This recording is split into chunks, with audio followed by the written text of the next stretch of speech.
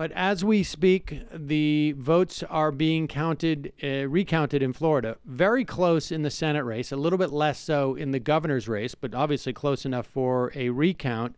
It's unclear to me how it's going to work in terms of the recount with the Senate at this point. I can't quite tell if it's going to be a machine recount, and if the machine recount brings it down to a certain level, then it becomes a hand recount.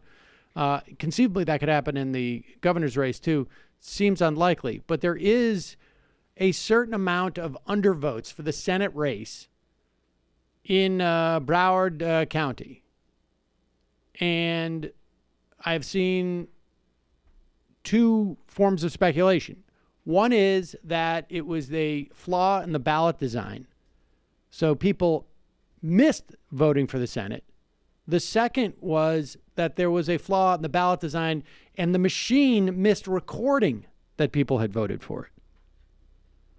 So we'll see. I mean, it feels at the very least, it feels that the Democrats are slightly more prepared for this. It's absurd that there could ever be any voting problems in Florida again after 2000.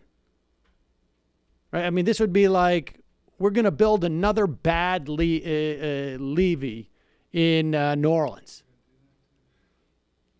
That's up next.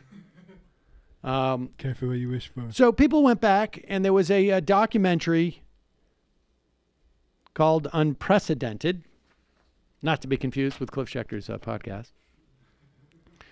And it was the 2000 presidential election documentary that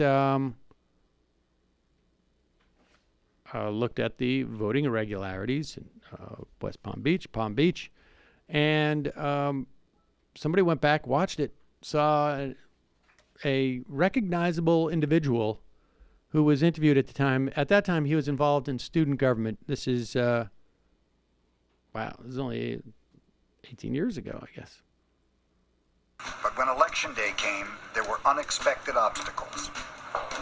As the precincts closed later that evening, we began to get reports here in the Student Government Association from just different students about either not having their voter registration card, going to their precinct that they had voted at before, and now being told that they weren't on the roster, that their names have been purged.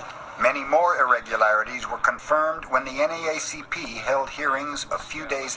Yeah, I'll say. But there it is. Andrew Gillum, at the time involved in student government. That's crazy.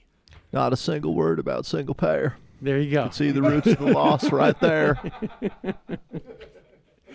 He did not say a word about single payer. Not a single word about free college tuition.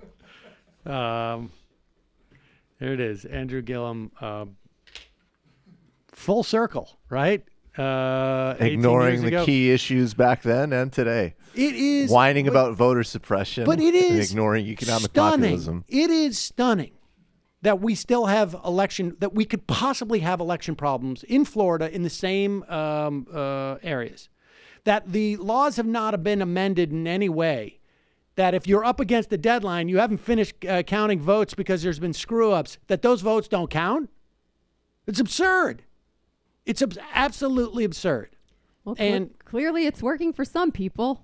Indeed. Let me just finish here. The Democrats have announced their legislative agenda, at least their early one, and they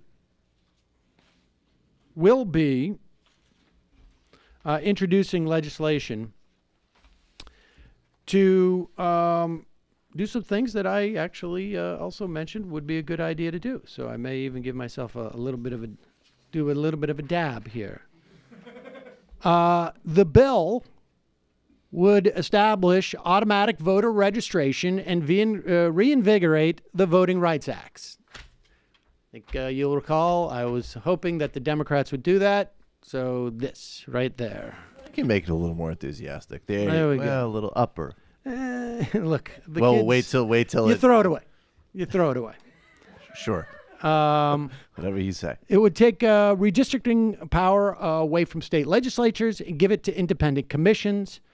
It would go on. Other provisions. Overturn Supreme Court's Citizens United ruling. Not quite sure how they could go about doing that, but they could mandate more disclosure of outside money and establish public financing match for small contributions. That to me seems to be fine. But I think basically, they understand. And then there's some ethics issues, too, that seem to be focused on Donald Trump. But you would imagine no one would have a problem with expanding anti-bribery laws. One would imagine. One would probably be wrong, but we'll see. The bottom line, though, however, is that the Democrats are stepping forward with an agenda that does two things.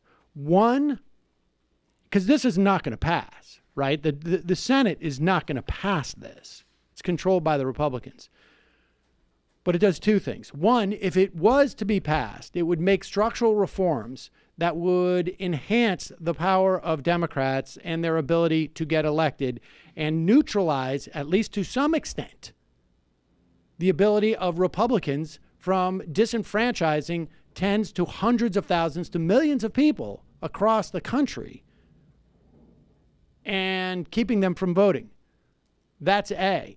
B, if it does not pass, it's going to force Republican senators to vote against things like fixing the Voting Rights Act, like making it easier to vote, like anti-bribery statutes. It's going to draw some clear lines as to what the Republicans are for and against and what the Democrats are for and against. So it's a smart piece of legislation. I might break it up personally, but I don't know how they're going to introduce it. But they have a large package. They may do it as an omnibus bill, which it makes some votes more difficult for the Republicans. They may not. So we'll see. Dab on them haters. There you go.